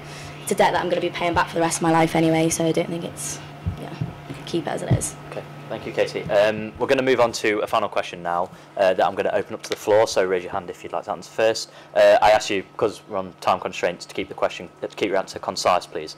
So my question is, what do you think are the biggest issues facing Newcastle University students today? Who would like to answer? Jack? Well, I picked three things in my manifesto. So mental health is obviously a buzzword, as some have said, but it is, if it's a buzzword, it's obviously on people's minds. It's obviously but it's obviously at the forefront of what we need to tackle at university, because there's far more people coming to university, there's far more people that are engaging in the university experience, and that means there's going to be far more people that are at university with mental health problems, and that needs to be tackled, and well, not tackled, but it needs to be assessed, and how we go forward from that. And to tie in with that, finance is huge, because financial pressures can impact your mental health directly, and there's obviously a positive correlation with them. Thank you, Jack. Anybody else? Yep, it's the... Sorry. Sorry, you can go on. Jamie, you first. So much. It's the cost of living. It's the mental health crisis. It's actually widening access to education in the first place, so it's not just for a few. And it's when you get to university, it should actually be a space that you control and you have a part in deciding how it runs, because you fund the damn place. It's your university. It's our university. So let's act like it. Chris? I was just going to reiterate absolutely everything that both Jack and Jamie have said, so I'm not going to do that at risk of boring you all. So. Thank you, Chris. You got to get in first, that's why. Yeah, I feel like affordability, mental health, and all those bigger issues are like amazing to work towards, but these sort of things take years and years to sort of like progress, because we all know like organizations are like slow in terms of like delivering things. So in terms of I feel like we could make student union more interactive for students, in terms of not them coming in, going to lectures and going home, like them sticking around, like how, like what we can give them back, like because I know people who are involved with societies and committees and council, they're fully involved with student union and they take advantage of everything that student union has to offer. But I feel like there's a vast majority of students that, although like obviously are part of the university, but they don't take use or advantage of everything that's been offered by the university. So I feel like that could possibly be tapped into as well, which would improve their day-to-day lives as well. Thank you very much, Sif. And now we'll move on and end the debate on closing statements. So we went this way last time, so Jamie, if you'd like to start this time. Well, again, I haven't prepared a speech, but let me reiterate. There are many crises facing education and our student body. We've just touched on some of them. And we can't just stand back and let them get worse, because they will if we don't do something about it. It's time to unite the student body with our teachers, with the staff at this university, with local organisations, with the community, and actually bring some force behind bringing decisions that we need to make all of our lives better, safer and more secure. Thank you, Chris.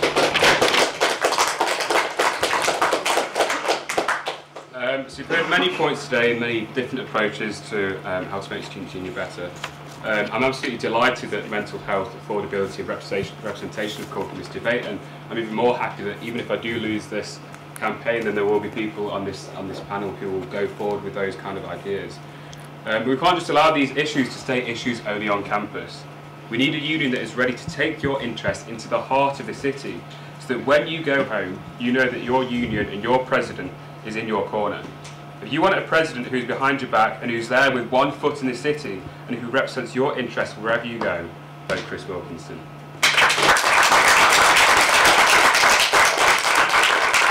Thank you, Chris. John? Right.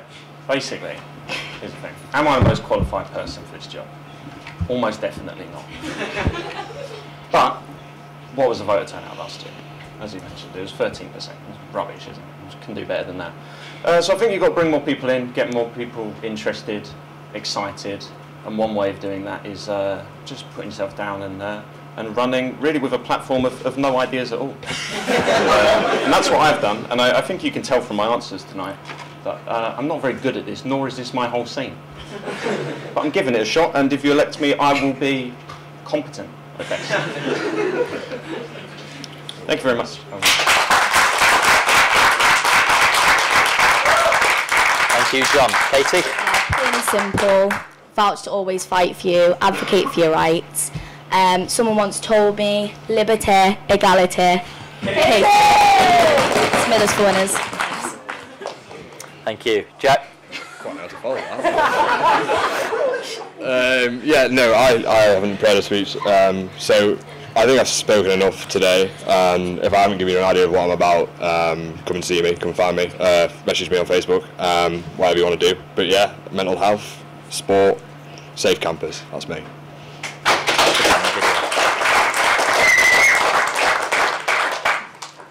You've heard a lot about different issues we're facing on campus. There are a lot of problems, a lot of things that can be improved for the student experience. We need the union to do that. And in order for the union to do that, the union has to really represent all students. So vote for me. Vote for my plan to completely change the way we represent students. Vote for me to ensure representation covers all students instead of just a little clique. And yeah, have a good day.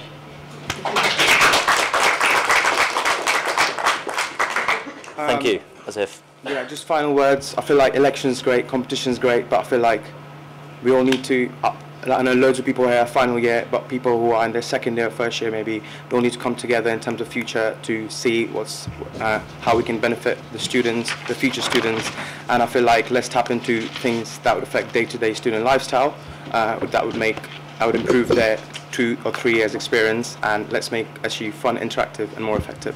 Thank you. Thank you to all the candidates. We're now going to move on to audience questions, which we'll take from the audience in here and off Facebook and YouTube via NUTV. I ask you to keep your questions concise and, if possible, address a candidate when asking. So if you'd like to raise your hands. Do you have any questions? Yeah. To all candidates, really, because it's necessary. Sorry about that. In terms of practical action in making progression with the university, not just lobbying. For, say, for example, if you had a meeting and the university tell you, no, this isn't good enough, it's not practical in any way, or they just downright refuse, which action will you take? Like, for example, involving trade unions, organisations like the People's Assembly, Telling Our Citizens Against Austerity. There's many great local organisations, but how far will you go? Not just this kind of lobbying kind of culture. What would you do practically? Thank you. Well, thanks, Matthew, for the question. I think that is an extremely important question. I watched an editor debate on Wednesday, and one of the big things that came up there was investigative journalism, and the idea that we should be able to hold the union, the university account, despite the fact that the union is funded by the university. I agree with that 100%. It is unfortunate that the university is in a situation where only if it is embarrassed in the media will it actually start to do something. We spoke earlier on about Jamie saying that blackmail, etc., etc. Unfortunately, that might have to be what we have to do. We have to pressure the university to actually do things by taking it to the press, by allowing students to take it to the press, and allowing students to take the forefront in real direct action. Well, going on from that, the university is a business, and it follows the logic of a business. You have to hit that bottom line. You have to get them in the money, you have to hurt them there. So in terms of practical action, I mean, you can protest on the street, you can leaflet, you can fly, you can do all the things you've already ever heard of, but you also need to drag them through the mud, as I said before, on the internet, in the media, and you need to connect with those local organisations that will help you out, and you need to find areas where you can all benefit. That's what solidarity is all about. If you combine your demands into one platform, it's so much more forceful than just doing it alone, and that would really up the ante. Thank you, Jay. Anybody else? Yeah, I'll come on there. Well, I think it's important to remember when we do come to disagreements at the university, they are adversaries, not enemies. And so while I think, it's absolutely appropriate to go to the press, to discuss these things in the press, the key way to change their mind when they are disagreeing with us is to go away, build a better case, and come back, and make sure it's well publicised that's what you're doing. I think bringing in outside groups in an attempt to effectively bully using outside force the university is not a route I want to go down, because we should be representing students within the university, not a political viewpoint from the wider society. I mean, I wouldn't say it's bullying. I mean, it's absolutely right. As you say, you do actually need to have a platform that makes sense, and you do need to have demands which are researched, and they have to be possible, and they have to be fair. But we are at the position where, as I said before, the wellbeing services is shot, and students need much more support than usual, precisely because of the kind of austerity politics that has reduced the cost, that has increased the cost of living. It costs a lot to just live, essentially, and meanwhile, professors' wages are going down, so you actually do have to. It's a matter of emergency. Thank you, Jeremy. I'm going to have to quit there. Sorry. Any more questions from the audience? Yeah? This is kind of for Jack, but only because you brought it up, so it might be answered by everyone. But when you were talking about the initiation system, about having the system of the AU officer being the one responsible, does that then mean the AU officer is responsible for the initiation and everything that happens, or not, or is the SU as a whole? Surely it's just moving the responsibility. Yeah, where does it all lie with So, in terms of that system? The initiation's overseen, the initiation's approved and overseen, so everything that's going to go on at that initiation is told before, well, is submitted before, and then it's approved, and then it's overseen, so they go and attend. There's never still there. Yeah, so the AU officer's there. So the club. So at the minute, what happens is the club is, if initiation happens, the club's responsible. So the president and the senior committee members, so the treasurer and the secretary, they are all responsible if initiation goes on. And what would happen is because it's all been pre-approved and the AU is there, the AU officer's there, the AU officer then does become responsible as well. But it shouldn't, because the AU officer's there, it shouldn't go down a route that it needs to be that. But if it did, then obviously the 3 committee members and the AU officer are jointly responsible. Yeah. Would anybody else? Is that helpful? Yeah. Good. Okay. Okay, we're going to go to a question on NUTV's Facebook live stream. It says, I understand the campaign method you've chosen. This is to John Dilworth, apologies. I understand the campaign method you've chosen, and I understand that. You've joked about your attitude to lecture strikes when it seriously affected people's ability to complete their degrees. You haven't come prepared with any policies in relation to mental health other than to agree with Chris. You said you're not going to do anything to alleviate the affordability of student lives, and to top it all off, you've made a joke about sexual assault. So Ali here says, you obviously do not care about the lives of students and have no plans to improve them. So the question is, from her, why are you here? Well, I didn't make a joke about sexual assault, I don't believe. You did. You said that if people want to be safe, they shouldn't walk home alone at night, That which very- I feel like implies that women should be able to... That very sincerely was miswording and wasn't intended as a joke. I really hope no one interpreted that as a joke. Okay, thank you, John. Could you answer the question from Ali? Why are you here? I'm here because the platform I'm running on is essentially, you look at student unions elections and year after year it's the same issues come up over and over again. Nothing gets solved and people run on unrealistic platforms with goals that they can't actually achieve, and they severely overestimate the power that you have in this job. So what you're saying is don't have any goals, essentially, is outcome, because you need to go with goals. Yeah, I've got a goal. Get elected, do the job.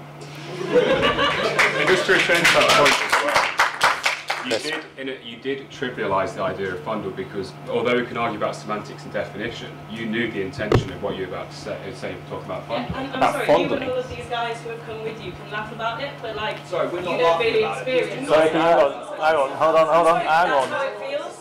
Like, Also, I want to clarify as well, we were talking in the context of crimes. It wasn't just about sexual assault, it was also about stuff like getting mugged. You know, you're more likely to get mugged if you're walking on the street alone at night. So nobody should ever be like... I'm just saying raise awareness about how people can be safer. I don't see what's controversial about the idea of making students aware of how they can be safer. But you haven't actually said how you're going to do that. No, true, fair. Okay, thank you very much. Any more questions from the audience? Yeah, how are you going to do it? You said you've done that, how are you going to do that? How are you going to do it? I'll work that on the job, mate. It's not like a definitive answer, really. I'll cross that bridge when I come to it. Okay, moving on from this, are there any more questions away from all of that? Yes, over there. Right, a lot of the candidates have promised getting us more deals by negotiating with various companies and support companies, etc. I was just wondering if any of you have any concrete plans, because negotiation is a two-way street. Usually the price like 4/4, so do you have any concrete plans for negotiating these deals, or are they just general ideas at the moment? Yeah, I think this took up quite a large part of our manifesto. As I said, what we need to do is we need to completely set the conversation. We need to say, listen, we are students here. There are more than 50,000 students. Raf, you might be able to correct me. There are more than 50,000 students in this city. In the city, yeah, it's about 50,000. 50,000. We contribute a massive amount to the economy. We need to be able to sit down with them and say, listen, like we are a part of this economy. We contribute £500 million.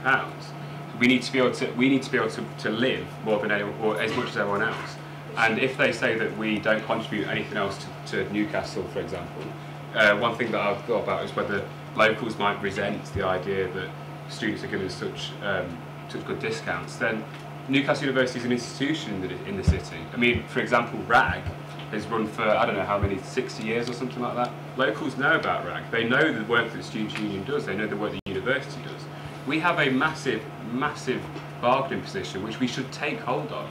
This is, as I said in the debate, this isn't the case with other cities in the UK. Newcastle is extremely privileged to be in this position. SIF was also in your manifesto. Did you want to be able to answer the question? Adam, would you be able to repeat the question for SIF? Yeah, sure. So you promised a lot of better deals for students. And I was just wondering if you have any concrete ideas about how you're going to achieve these deals. In terms of deals, I had one of my manifesto points. You have more free food chain pop-ups, which is basically what we already see in Refreshers Fair or Societies Fair, where people like Domino's and Nando's come and do things called food samples. So it's a win-win for both parties. So I feel like as a president, we need to contact more places, more famous places, and work a deal out with them. So it's good for them because they're getting their food out of sample, and it's good for students because we're getting free food. Any more questions, I believe? Yeah, so a lot of you talk about like wanting to change student council and things like that, and reform the democracy. But obviously, people don't care if it's the same people coming. So how are you going to engage people? How are you going to actually change it? It's all very well saying, yeah, we're going to change it, we're going to make democracy better, but the same people are turning up. Therefore, only those people care. Yeah, I mean, sorry, you talk. Okay, thank you. So I have a few ideas on this. I mean, one is that the stakes just aren't high enough. Like, people aren't convinced that you go into council and makes real change. That is a problem. I mean, furthermore, it's also the structure of it and like where it's set, and also this idea of it's always the same people who comes every time in the first place, right? We actually need to give it a fresh start and actually see what people want. Well, that's the idea. We have a student consultation, so we go around asking students, by focus group, survey, interview, and we see what people like the idea of, and then we think of some proposals, and we see what does well by, referendum across the campus, and we select a new system that way. And I hope that would bring a fresh image and a fresh system to it, which would engage people. But also, if we can get to the point where we can increase our union funding by really pressuring that university, then it will up the stakes even more, and that will bring people in, I believe. But again, if only 13% of people are getting involved in this vote, which is a massive vote, how are you going to get them involved in the referendum? Like, just going around and, I don't know how. Well, I'm afraid to say it's kind of a similar answer again. It's also the idea of upping the stakes, but there is some cause to be happy. I think last year was unusually low in terms of turnout, which hasn't maybe been pointed out yet because of the strikes. But you're absolutely right. We do need to actually increase the amount of turnout and engagement. And I think in many ways people need to identify with NUSU more. And you know how I think you mentioned earlier, like 40% of people aren't in societies, I believe. Well, if there are people not in societies, well, we need to try and get them into societies and to bring people in. We need to give people incentives to come to NUSU and then push that energy outwards into the community. Chris? We'll go to Chris first. As I said, I mean, I completely agree. When I put this in my manifesto, I knew that it would be half a manifesto point, half an awareness campaign, which is exactly the same reason why I said, where I spoke about ECOSIA and the NUS, because I'm not sure how many people in the room would actually have known about it. I think my solution, which will be a student senate, would solve that, simply because the idea of a cross-campus election means that there's more coverage over campus, as well as there are policies which actually matter to students, which, as you talk about raising the stakes, I think that is a very good way of raising the stakes. And what we do is we try and get people involved. Manchester Students' Union, Cardiff Students' Union, both have 75 elected representatives, and they do a wonderful job. They've got a good representation out there, and I think we should follow that. Thank you, Chris. Jason? I already stated what my idea for changing the student council would be.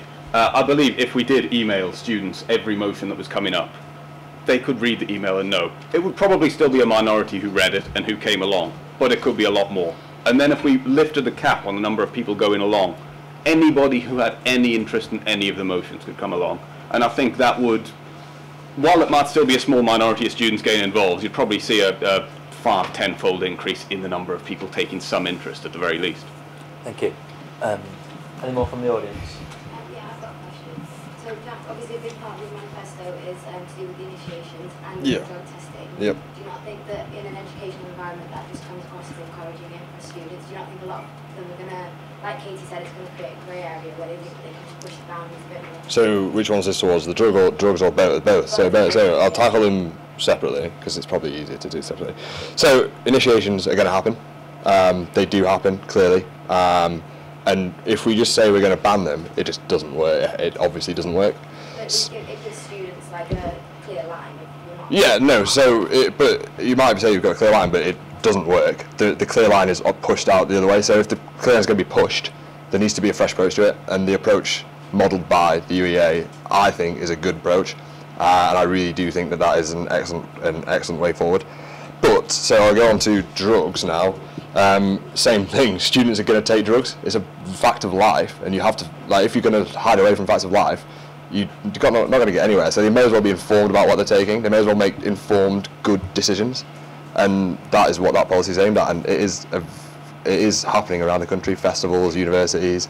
I think the Bristol one is just a charity doing it in the city centre, but it's still a pretty good, I think it's a pretty good idea. So in terms of drug sampling, are they bringing a small sample into uni and someone in uni tests it for them? So what's happening in Bristol is a local charity. They are setting up a base in the middle of the city centre, and the Home Office have said, we're not going to arrest people going in or out of that building. You're taking a tiny sample, the people analyse it, and then they get back to you in 10 minutes to tell you purity, whatever is in it, and if it is actually what you think it is. And I think the studies show that actually, if people are told what they think's in it's not in it, they won't take that drug. So that is ultimately the game. Harm reduction is ultimately the game, and that's how it would work. Say there's a fatality with that. Yep. Is NUSU liable? So is NUSU liable for the fatality because they've so it would be because they sponsor something? No, they're not liable. How would they be liable? Just because they're having something to do with it. Because they're having something that doesn't make you liable. Okay. Okay. Thank you. One more from the audience. Yeah. This is a question for people that haven't been involved with council, which is the majority. So, what makes you think that you actually have the experience? What was your question? Sorry, you foxed me. What was your question? I can't hear you. What makes you think you actually have the right experience for this position? Because I haven't been involved in what? Never been involved with student council. I have. I'm on student council. I think the question was addressed to those that haven't. Okay. Well, it's probably not right towards me. Candidates that haven't been involved. Pretty good to come, having not been part of student council. One, you're a fresh set of eyes. I'm in a president of History Society. I'm advocating for people that have nothing to do with student council, which will then help people get involved in it if you understand why people currently aren't. But the issue is, you've heard so many points today about how student council needs to change. How do you know what to change if you don't know student council? I know why people don't want to get involved in it, so I'm going to advocate for that. I don't think it puts me on a back foot just because I haven't been involved in it already. Yeah, I by no means am saying that have a better working knowledge of it or I'm better qualified than people who are involved with student council.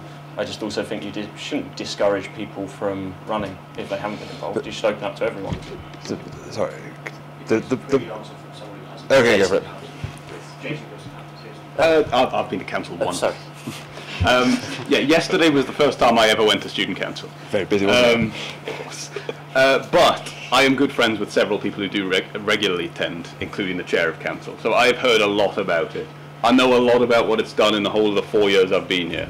I do actually read the minutes and stuff online occasionally. So while I've not been involved with in terms of going, I have been involved in knowing what's happening. And I can kind of see how cliquey it is, which is why I don't really like the institution very much.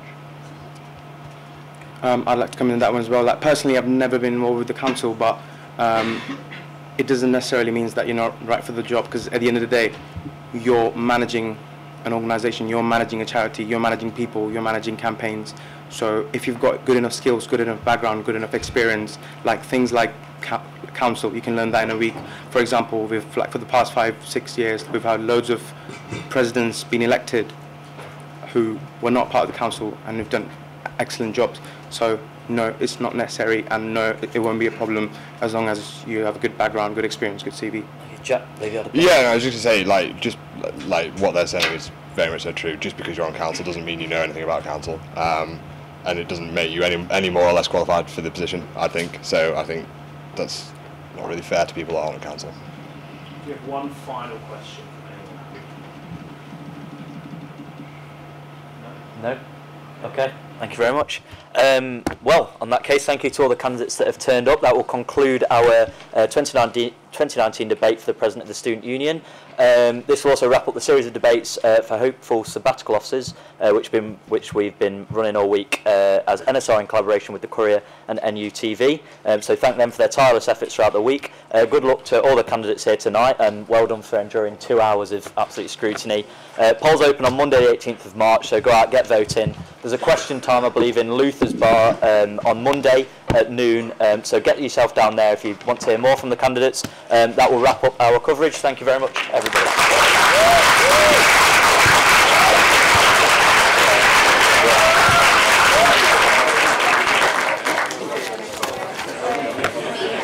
Cheers, Ross. Nice one.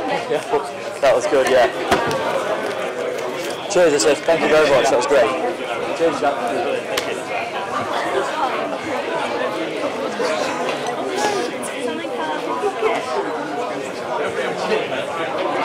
Thank you for coming. Cheers, mate. Well done. Jason,